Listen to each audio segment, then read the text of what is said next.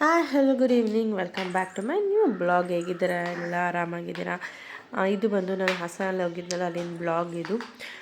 ಇಲ್ಲಿ ವೀಡಿಯೋಸ್ ಮಾಡ್ಕೊತೀನಿ. ನಾನು ಹೊರಗಡೆ ಜಾಸ್ತಿ ಮಾತಾಡೋಕ್ಕೆ ಹೋಗಲ್ಲ, ಯಾಕಂದರೆ ನನಗೆ ಅದು ಕಂಫರ್ಟಬಲ್ ಅಲ್ಲ. ಅದಕ್ಕೋಸ್ಕರ ನಾನು ಯಾವಾಗಲೇ ಹೊರಗಡೆ ಹೋದರೂ ವೀಡಿಯೋಸ್ ಮಾಡ್ಕೊಂಡು ಮನೆಗೆ ಬರೋವಂಥದ್ದು. ಇವತ್ತು ನಾನು ನಮ್ಮ ಮನೆಯವರು ಪರಿಣಿತ್ ಬಂದು ಹೊರಗಡೆ ಹೋಗ್ತಾಯಿದ್ವಿ. ಯಾಕಪ್ಪ ಅಂದರೆ ಪರಿಣಿ ಬಂದು ಸ್ಲಿಪ್ಪರ್ ಕಳ್ಕೊಂಡಿದ್ದ. ಅಂದರೆ ಅವನಿಗೆ ರೆಗ್ಯುಲರ್ ಯೂಸ್ಗೆ ಯಾವ್ದಾದ್ರು ಸ್ಲಿಪ್ಪರ್ ಬೇಕಿತ್ತು. ಹಾಗಾಗಿ ನಾವು ಶಾಪ್ಗೆ ಹೋಗಿದ್ವಿ. ಯೂಶ್ವಲಿ ನಾನು ಇಲ್ಲೇ ಸ್ಲಿಪ್ಪರ್ ತೊಗೊಳೋದು, ಯಾಕೆಂದರೆ ಸ್ವಲ್ಪ ಕಲೆಕ್ಷನ್ಸ್ಗಳು ಚೆನ್ನಾಗಿರುತ್ತೆ. ಲೇಡೀಸ್ಗಂತೂ ತುಂಬ ಚೆನ್ನಾಗಿರುತ್ತೆ. ಸೊ ಅದಕ್ಕೋಸ್ಕರ ನಾನು ಅದೇ ಶಾಪಲ್ಲಿ ತೊಗೋತೀನಿ ಯಾವಾಗಲೂ. ಎಲ್ಲೋ ರೇರ್ ನಾನು ಬೇರೆ ಕಡೆ ಹೋಗೋದು. ಅದಾದಮೇಲೆ ನಾವು ಶಾಪಿಂದ ಹೊರಟ್ವಿ. ಅಂದರೆ ಮಾಮೂಲಿ ಕ್ಯಾಶುವಲ್ ಸ್ಲಿಪ್ಪರ್ಸ್ ತೊಗೊಂಡು ನಾವು ಹೊರಗೆ ಹೊರಟ್ವಿ. ಬೇರೆ ಕಡೆ ಅಂತ ಅಂದರೆ ನಾವು ಸ್ವಲ್ಪ ಸ್ನ್ಯಾಕ್ಸ್ ತೊಗೊಳ್ಳೋಣ ಅಂತ ಹೊರಟ್ವಿ. ಯಾಕಂದರೆ ಡೆಲಿವರಿ ಆದಮೇಲೆ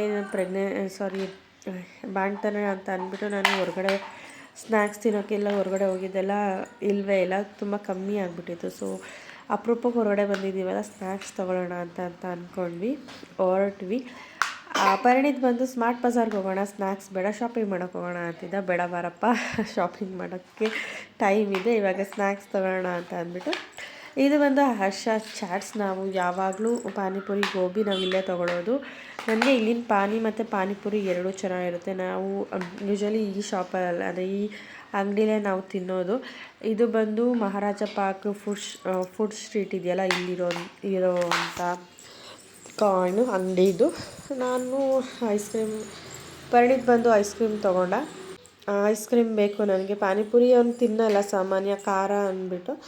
ಏನಾದ್ರು ಬೇಕು ಅಂದರೆ ದಹಿ ಪುರಿ ಒಂದು ತಿಂತಾನೆ ಅಷ್ಟೇ. ಐಸ್ ಕ್ರೀಮ್ ಬೇಕು ಅಂತ ಐಸ್ ಕ್ರೀಮ್ ತೊಗೊಂಡ. ಸೊ ಇವನಿಗೆ ಐಸ್ ಕ್ರೀಮ್ ಕೊಡಿಸಿದ್ವಿ. ನಾವು ಬಂದು ಪಾನಿಪುರಿ ಮತ್ತು ಗೋಬಿ ಹೇಳಿದ್ವಿ. ಸೊ ತಿನ್ನೋರ್ಗೂ ನಾವು ಗೋಬಿನ ಆರ್ಡರ್ ಮಾಡಿದ್ದು, ಅದು ಬರೋದು ಲೇಟ್ ಆಯಿತು. ಅದುವರೆಗೂ ನಾವೇನು ಮಾಡಿದೆ, ನನಗೆ ಪಾನಿ ಜೊತೆ ಸೇವ್ ಹಾಕ್ಕೊಂಡು ತಿನ್ನೋದು ತುಂಬ ಇಷ್ಟ ಆಗುತ್ತೆ. ಸೊ ನಾನು ಅದನ್ನು ಕೇಳಿದೆ, ಅವ್ರು ಹಾಕ್ಕೊಡ್ತಾರೆ. ಯಾವಾಗಲೂ ಕೇಳಿದ್ರು ನನಗೆ ಹಾಕ್ಕೊಡ್ತಾರೆ, ನಾನು ಇಷ್ಟ ಅಂತ ಅಂದ್ಬಿಟ್ಟು. ಅದಾದಮೇಲೆ ಅಲ್ಪ ಗೋಬಿ ಕೊಟ್ಟರು. ಗೋಬಿ ತಿಂದ್ಬಿಟ್ಟು ನಾವು ಅಲ್ಲಿಂದ ಮನೆಗೆ ಹೊರಟ್ವಿ. ಮನೆಗೆ ಹೊರಟಾಗ ಪಾಪು ಆಟ ಆಡ್ತಾಯಿದ್ದ, ಅತ್ತೆ ನೋಡ್ಕೋತಾ ಇದ್ದರು. ನಾನು ಏನು ಮಾಡಿದ್ವಿ, ಊರಿಗೆ ಹೊರಡೋಣ ಅಂತ ಅಂದ್ಕೊಂಡ್ವಿ. ಬಟ್ ಪರಿಣಿ ಏನು ಮಾಡ್ದೆ, ನಾವು ಪಾರ್ಕಿಗೆ ಹೋಗಿ ತುಂಬ ದಿವಸ ಆಗಿತ್ತು, ಪಾರ್ಕಿಗೆ ಹೋಗೋಣ ಅಂತ ಹಠ ಮಾಡ್ತಾಯಿದ್ದ. ಅದಕ್ಕೋಸ್ಕರ ಹೋಗಿ 1 ಅವರ್ ಪಾರ್ಕಲ್ಲಿ ಆಟ ಆಡ್ಕೊಂಡು ಬರೋಣ, ಕಾರಲ್ಲಲ್ವ ಹೋಗೋದು ವಾಪಸ್. 1 ಅವರ್ ಲೇಟ್ ಆದರೂ ಪರವಾಗಿಲ್ಲ ಅಂದ್ಬಿಟ್ಟು ರಿಟರ್ನ್ ನಾವು ಪಾರ್ಕಿಗೆ ಬಂದ್ವಿ. ಪಾರ್ಕಲ್ಲಿ ಫಸ್ಟ್ ಟೈಮ್ ನಾನು ಪಾಪು ಜೊತೆಗೆ ಪಾರ್ಕಿಗೆ ಬಂದಿರೋದು. ಡೆಲಿವರಿಗಿಂತ ಮುಂಚೆ ಪಾರ್ಕಲ್ಲಿ ಓಡಾಡೋಕ್ಕೆ ಅಂತಂದರೆ ವಾಕ್ ಮಾಡೋಕ್ಕೆ ಅಂತ ಬರ್ತಾಯಿದ್ದು ಈ ಪಾರ್ಕಿಗೆ. ಅದು ಬಿಟ್ಟರೆ ನಾನು ಡೆಲಿವರಿ ಆದಮೇಲೆ ಇದೇ ಫಸ್ಟ್ ಟೈಮ್ ಅದು ಪಾಪು ಜೊತೆ ಪಾರ್ಕ್ ಹೋಗಿರೋವಂಥದ್ದು. ಪರವಾಗಿಲ್ಲ ಅಂತ ಹೋದ್ವಿ, ಗಾಳಿ ಎಲ್ಲ ಏನಿರಲ್ಲ ಅಂತ. ಏನಿಲ್ಲ, ವೆದರ್ ತುಂಬ ಚೆನ್ನಾಗಿದೆ. ಪಾಪುನೂ ತುಂಬ ಚೆನ್ನಾಗಿ ಆಟ ಆಡ್ತಾಯಿದ್ದೆ, ಯಾಕೆಂದರೆ ನನಗೆ ಫಸ್ಟ್ ಟೈಮ್ ಅಲ್ವ ಆ ಜಾಗ ಕರ್ಕೊಂಡೋಗಿದ್ದು. ಸುತ್ತ ನೋಡ್ತಿದ್ದೆ ಏನು ಅಂತ, ಸುಮ್ಮನೆ ಗೊಂಬೆ ಥರ ನೋಡ್ತಾ ಕೂತಿದ್ದ. ಸೊ ಪರಿಣಿ ಏನು ಮಾಡ್ತಾನೆ ಅಂದರೆ ಸ್ಕೂಟರ್ ಸೈಕಲ್ ತೊಗೊಬಂದು ಅಲ್ಲಿ ಏರಿಯಾ ಇದೆಯಲ್ಲ, ಅಲ್ಲಿ ಅವನು ಆಟ ಆಡ್ತಾ ಇರ್ತಾನೆ ಯಾವಾಗಲೂ. ಬಟ್ ಈ ಸಲ ಏನಾಯಿತು ಅಂದರೆ, ಸ್ಕೂಟರ್ ಸೈಕಲ್ ಬಂದು ಚನ್ನರಾಯಪಟ್ಟಣದಲ್ಲಿದೆ, ಇಲ್ಲಿಲ್ಲ. ಸೊ ಅವನಿಗೆ ಸ್ಕೂಟರ್ ಸೈಕಲ್ ಬೇಕು ನನಗೆ ಆಟ ಆಡೋಕ್ಕೆ ಅಂತ ಕೇಳ್ತಿದ್ದ. ಬಟ್ ಅನ್ಫಾರ್ಚುನೇಟ್ಲಿ ನಾವು ತೊಗೊಂಡೋಗಿರಲಿಲ್ಲ. ಅದಾದಮೇಲೆ 1 ರೌಂಡ್ ವಾಕ್ ಬರೋಣ ಅಂತ ಅಂದ್ಬಿಟ್ಟು ಹೊರಟ್ವಿ. ವಾಕ್ ಬರುವ ಟೈಮಲ್ಲಿ ಇದು ಬಂದು ಟೆನ್ನಿಸ್ ಕೋರ್ಟ್ ಅಂತಲೇ ಹೇಳ್ಬೋದು. ಅಲ್ಲೇನಾಗಿದೆ ಅಂದರೆ ಸ್ಪ್ರಿಂಕ್ಲರ್ ಮಾಡಿದ್ರು ವಾಟರ್ದು, ಮರ ಗಿಡಗಳಿಗೆಲ್ಲ. ಅದರಲ್ಲಿ ಸ್ವಲ್ಪ ಕೋರ್ಟ್ಗೆಲ್ಲ ನೀರು ಬಂದಿತ್ತಲ್ಲ, ಅವನು ಜಂಪ್ ಮಾಡ್ಕೊಂಡು ಅಲ್ಲಿ ಆಟ ಆಡ್ತಿದ್ದ. ನಾವು ಹೇಳಿದ್ವಿ ಜಂಪ್ ಮಾಡೋಕ್ಕೆ ಹೋಗ್ಬೇಡ, ಯಾಕೆಂದರೆ ಗಲೀಜಾಗತ್ತೆ ಅಂತ ಕಾಲೆಲ್ಲ ಹೇಳಿದ್ವಿ. ಆದರೆ ಅವನು ಅಲ್ಲೇ ಜಂಪ್ ಮಾಡ್ಕೊಂಡು ಒಂದು ಸ್ವಲ್ಪ ಹೊತ್ತು ಆಟ ಆಡ್ಕೊಂಡು ಬಂದ. ಅದಾದಮೇಲೆ ನಾನು ಎಲ್ಲ 1 ರೌಂಡ್ ವಾಕ್ ಹೋಗ್ತಾಯಿದ್ವಿ. ಪರಿಣಿತ್ ಬಂದು ಅವ್ರ ಅಪ್ಪನ ಜೊತೆ ಆಟ ಆಡ್ತಿದ್ದ. ಫ್ರೇಮ್ ಚೆನ್ನಾಗಿರೋದ್ರಿಂದ ಒಂದೆರಡು ಕ್ಲಿಪ್ಸ್ ತೊಗೊಳ್ಳೋಣ ಅಂತ ಅಂದರೆ, ಏನಾಗ್ಬಿಟ್ಟಿದೆ ಅಂದರೆ ಅಪ್ಪ ಮಕ್ಕಳಿಗೆ ನಾನು ಫೋಟೋಗ್ರಾಫರ್ ಆಗಿಬಿಟ್ಟಿದ್ದೀನಿ. ಅವರು ನಿನ್ನ ಫೋಸ್ ಕೊಡ್ತಾರೆ, ನಾನು ಫೋಟೋ ತೆಗಿಬೇಕು ಅನ್ನೋ ಥರ ಆಗಿಬಿಟ್ಟಿದೆ. ಸೊ ಅದು ಫ್ರೇಮ್ ಚೆನ್ನಾಗಿತ್ತಲ್ಲ, ಹಂಗಾಗಿ ಕೂತ್ಕೊಳ್ಳಿ ಫೋಟೋ ತೆಗಿಯೋಣ ಅಂತ ಹೇಳಿದೆ. ಅವರು ಸ್ಟಡಿಯಾಗಿ ಪೋಸ್ ಕೊಡೋಕ್ಕೆ ಸ್ಟಾರ್ಟ್ ಮಾಡಿಬಿಟ್ಟರು. ಸೊ ಒಬ್ಬೊಬ್ರದ್ದು 4 ಕ್ಲಿಪ್ಸ್ ತೊಗೊಂಡು ಅಲ್ಲಿಂದ ಹೊರಡೋಣ ಅಂದ್ಕೊಂಡು. ಬಟ್ ಪರಿಣಿ ಹೊರಡೋಕ್ಕೆ ರೆಡಿನೇ ಇರಲಿಲ್ಲ. ಚೆನ್ನಾಗಿದ್ದರಿಂದ, ತುಂಬ ದಿನ ಆಗಿರೋದ್ರಿಂದ ಅವನು ಸ್ವಲ್ಪ ಇನ್ನೂ ಆಟಾಡ್ತಾನೇ ಇದ್ದ. ಇನ್ನೂ ಆಟಾಡ್ತೀನಿ ಅಂತಿದ್ದ. ಬಟ್ ಏನಾಯ್ತಂದರೆ ತುಂಬ ಲೇಟ್ ಆಗಿತ್ತು. ಬಿಕಾಸ್ ನಾವು ಅಲ್ಲಿಂದ ಹೊರಟು ಮತ್ತೆ ನಾವು ಚನ್ನರಾಯಪಟ್ಟಣಕ್ಕೆ ಹೊರಡಬೇಕಿತ್ತು. ಮನೆಗೆ ಹೋಗಿ ಮತ್ತೆ ರೆಡಿಯಾಗಿ ನಾವು ರಿಟರ್ನ್ ಹೊರಡಬೇಕಾಗಿತ್ತು. ಫೋಸ್ಗಳು ಸ್ಟಾರ್ಟ್ ಆಗಿದೆ ನೋಡಿ. ಇಲ್ಲ, ನನ್ನ ಮಗ ಹಾಯ್ ಮಾಡ್ತಾಯಿದ್ದಾನೆ, ಅವನು ಕೂಡ ಹಾಯ್ ಮಾಡ್ತಾಯಿದ್ದಾನೆ. ಸೊ ಅಲ್ಲಿಂದ ಹೊರಟು ಮತ್ತೆ ನಾವು ಚನ್ನರಾಯಪಟ್ಟಣಕ್ಕೆ ರೆಡಿಯಾಗಿ ಹೊರಟ್ವಿ. ಸೊ ಸಂಜೆ ಆಗಿತ್ತಲ್ಲ, ಸೊ ಇನ್ನೇನು ಕತ್ಲಾಗೋ ಟೈಮು, ಆದಷ್ಟು ಬೇಗ ಹೊರಡೋಣ ಅಂತ ಅಂದ್ಬಿಟ್ಟು ಹೊರಟ್ವಿ. ಅದಾದಮೇಲೆ ನಾವು ಅಲ್ಲಿಂದ ನಮಗೆ ಚನ್ನರಾಯಪಟ್ಟಣ ಏನು ಅರೌಂಡ್ 130 ಮಿನಿಟ್ಸ್ ಅಷ್ಟೇ, ಈಸಿಯಾಗಿ ಬಂದುಬಿಡ್ತೀವಿ. ನೀಟಾಗಿ ಹಾಡೆಲ್ಲ ಕೇಳಿಕೊಂಡು ನನ್ನ ಮಗಂದು ಕಾರಲ್ಲಿ ಕೂತ್ಕೊಂಡ್ರೆ ಕೆಲವು ಹಾಡುಗಳಿದ್ದಾವೆ, ಸೊ ಆ ಪರ್ಟಿಕ್ಯುಲರ್ ಹಾಡುಗಳನ್ನೇ ಹಾಕ್ಕೊಂಡು ನಾನು ಎಂಜಾಯ್ ಮಾಡಿಕೊಂಡು ಅಲ್ಲಿಂದ ನಾವು ಬೇಗನೆ ಬಂದುಬಿಟ್ವಿ. ಅಂದರೆ ಅರೌಂಡ್ 6:30-7ಗೆಲ್ಲ ನಾವು ಮನೆಗೆ ರೀಚ್ ಆದ್ವಿ. ಈಗ ಏನಪ್ಪ ಅಂದರೆ ಕತ್ಲೆ ಆಗೋದು ಲೇಟ್ ಅಲ್ವಾ, 7 ಗಂಟೆ ಆದರೂ ಕತ್ಲೆ ಆಗಿರಲ್ಲ. ಸೊ ಹಾಗಾಗಿ ನಾವು ಬೇಗನೆ ಮನೆಗೆ ರೀಚ್ ಆದ್ವಿ.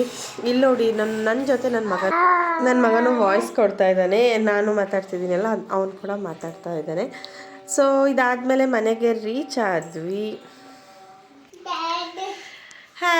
ಸೊ ಬಂದು ರೀಚ್ ಆಗಾಯಿತು. ನಮ್ಮ ಮನೆಯವರು ನಾಳೆ ಡ್ಯೂಟಿಗೆ ಹೋಗಬೇಕು ಅಂತ ಅಂದ್ಬಿಟ್ಟು ನಮ್ಮನ್ನು ಡ್ರಾಪ್ ಮಾಡಿಬಿಟ್ಟು ಹೋದರು. ನಾವು ನಮ್ಮ ಯೂನಿಫಾರ್ಮ್ಗೆ ಬಂದುಬಿಟ್ಟಿದ್ದೀವಿ, ಅಂದರೆ ನಮ್ಮದು ಡ್ರೆಸ್ ಚೇಂಜ್ ಆಗಿದೆ. ಪಾಪು ಕೂಡ ವಾಕರ್ಗೆ ಹಾಕಿದ್ದೀನಿ. ಅವನಿಗೆ ಏನಪ್ಪ ಅಂದರೆ ಯಡಿಯೂರಲ್ಲಿ ಮುಡಿ ಕೊಡ್ಕೊಂಡು ಬರೋಕ್ಕೆ ಹೋಗಿದ್ದರಿಂದ ಆ ಕೆಲಸನೂ ಚೆನ್ನಾಗಾಯಿತು, ಮುಡಿ ಕೊಡ್ಕೊಂಡು ಬಂದು ಆ ವಿಡಿಯೋನ ನಾನು ಅಪ್ಲೋಡ್ ಮಾಡೋಕ್ಕೆ ಟ್ರೈ ಮಾಡಿದೆ. ಬಟ್ ಯೂಟ್ಯೂಬಲ್ಲಿ ನನಗೆ ಏನಂತ ಅಂದರೆ ಅದನ್ನ ತೊಗೋತಲ್ಲ, ಆ ವಿಡಿಯೋ ರಿಮೂವ್ ಮಾಡಿದ್ದಾರೆ. ಬಟ್ ಏನಕ್ಕೆ ಅಂತ ರೀಸನ್ ನನಗೆ ಗೊತ್ತಿಲ್ಲ. ಸೊ ಇಟ್ಸ್ ಓಕೆ, ಏನೂ ಮಾಡೋಕ್ಕಾಗಲ್ಲ. ಅದರಲ್ಲಿ ಯೂಟ್ಯೂಬಲ್ಲಿ ಟರ್ಮ್ಸ್ ಆ್ಯಂಡ್ ಕಂಡೀಷನ್ಸ್ ಇರುತ್ತಲ್ಲ, ಸೊ ಅದೇನಾದರೂ ಬ್ರೇಕ್ ಆಗಿರಬಹುದು. ಬಟ್ ಐ ಡೋಂಟ್ ನೋ ಏನು ಬ್ರೇಕ್ ಆಗಿದೆ ಅನ್ನೋದು ಮಾತ್ರ ನನಗೆ ಗೊತ್ತಿಲ್ಲ. ಸೊ ನಾವು ಬಂದಾಯಿತು. ಅಮ್ಮ ಬಂದು ನಾಳೆ ಅಂದರೆ ಬುಧವಾರ ಕುಂಭಮೇಳಕ್ಕೆ ಹೋಗ್ತಾ ಇದ್ದಾರೆ. ಕುಂಭಮೇಳ ಅಂದರೆ ಓನ್ಲಿ ಕುಂಭಮೇಳ ಮಾತ್ರ ಅಲ್ಲ, ಅಲ್ಲಿ ಸುತ್ತ ಟ್ರಿಪ್ ಹೋಗ್ತಾ ಇದ್ದಾರೆ ಅಮ್ಮ. ಒಂದು 10 to 12 ಡೇಸ್ ಆಗುತ್ತೆ ಹೋಗ್ತಾ ಇದ್ದಾರೆ. ಅದಕ್ಕೆ ಏನೇನು ಬೇಕು ಅದನ್ನು ತೊಗೊಬರೋಕ್ಕೆ ಅಂತ ಅವರು ಹೊರಗಡೆ ಹೋಗಿದ್ದಾರೆ ಅಮ್ಮ ಮತ್ತು ಪ್ರಿಯಾ. ಯಾಕೆಂದರೆ ಪ್ಯಾಕಿಂಗ್ ಎಲ್ಲ ಆಗಿದೆ, ನಾನು ಬರೋ ಅಷ್ಟರಲ್ಲಿ ಎಲ್ಲ ಪ್ಯಾಕಿಂಗ್ ಮಾಡಿ ಮುಗಿಸಾಗಿತ್ತು. ಆ್ಯಂಡ್ ಏನಪ್ಪ ಅಂದರೆ ನಾಳೆ ಹೋಗ್ತಾ ಇದ್ದಾರೆ. ಅಲ್ಲಿ ನಾನು ಹೋಗ್ತಾ ಇಲ್ಲ ಅನ್ನೋದೊಂದು ಬೇಜಾರು ತುಂಬ ಇದೆ ನನಗೆ. ನನ್ನ ಆರ್ಜನ್ಸಲ್ಲಿ ಹೋಗ್ತಿರೋ ಮೊದಲನೇ ಟ್ರಿಪ್ ಇದು ನಮ್ಮ ಫ್ಯಾಮಿಲಿಲಿ ಹೋಗಿರೋ ಎಲ್ಲ ಟ್ರಿಪ್ಗಳಲ್ಲೂ ನಾನು ಇದ್ದೇ ಇದ್ದೀನಿ. ಆ್ಯಂಡ್ ಇದೇ ಫಸ್ಟ್ ಟ್ರಿಪ್ ನಾನು ಹೋಗ್ದಲೇ ಇರೋ ಟ್ರಿಪ್. ತುಂಬ ಬೇಜಾರಾಗಿದೆ, ಏನು ಮಾಡೋಕ್ಕಾಗಲ್ಲ, ಒಂದೊಂದು ಸಲ ಮಿಸ್ ಆಗುತ್ತೆ. ಇಲ್ಲ ಹೋಗೋಣ ಅಂತ ಅಂದ್ಕೊಂಡಿದ್ದೆ, ಪಾಪು ಕರ್ಕೊಂಡು ಹೋಗಬಹುದು, ಏನಾಗಲ್ಲ, ಹೋಗೋಣ ಅಂತ ಅಂದ್ಕೊಂಡಿದ್ದೆ. ಯಾಕೆಂದರೆ ನಮ್ಮ ಫ್ಯಾಮಿಲಿನೇ ಎಲ್ಲ ಹೋಗ್ತಾ ಇರೋದ್ರಿಂದ ಪರವಾಗಿಲ್ಲ ಹೋಗೋಣ ಅಂತ ಅಂದ್ಕೊಂಡಿದ್ದೆ. ಬಟ್ ಹೋಗ್ತಾ ಇಲ್ಲ. ಯಾಕೆ ಅಂತ ಅಂದರೆ ನನಗೇನಾಗಿದೆ ಅಂದರೆ ಕಂಫರ್ಟ್ ಝೋನಲ್ಲಿ ಇದ್ದು ಅದೇ ಪ್ರಾಕ್ಟೀಸ್ ಆಗಿದೆ. ಸ್ವಲ್ಪ ಹೊರಗಡೆ ಎಲ್ಲ ಹೋಗಿ ಬಂದರೂ ನನಗೆ ಅಷ್ಟು ಕಂಫರ್ಟಾಗಿ ಇರೋಕ್ಕಾಗಲ್ಲ. ನನ್ನ ಹೆಲ್ತೇ ನನಗೆ ಸಪೋರ್ಟ್ ಮಾಡಲ್ಲ. ಅದೊಂದು ರೀಸನ್ಗೆ ನಾನು ಹೊರಟಲಿಲ್ಲ, ಹಾಗೆ ಸುಮ್ಮನೆ ಆದೆ. ಪಾಪು ನನಗೆ ಡಿಸ್ಟರ್ಬ್ ಮಾಡ್ತಿದ್ದಾನೆ. ಇಟ್ಸ್ ಓಕೆ, ಪರವಾಗಿಲ್ಲ, ನೆಕ್ಸ್ಟ್ ಟ್ರಿಪ್ಗಳಿಗೆ ಹೋಗೋಣ.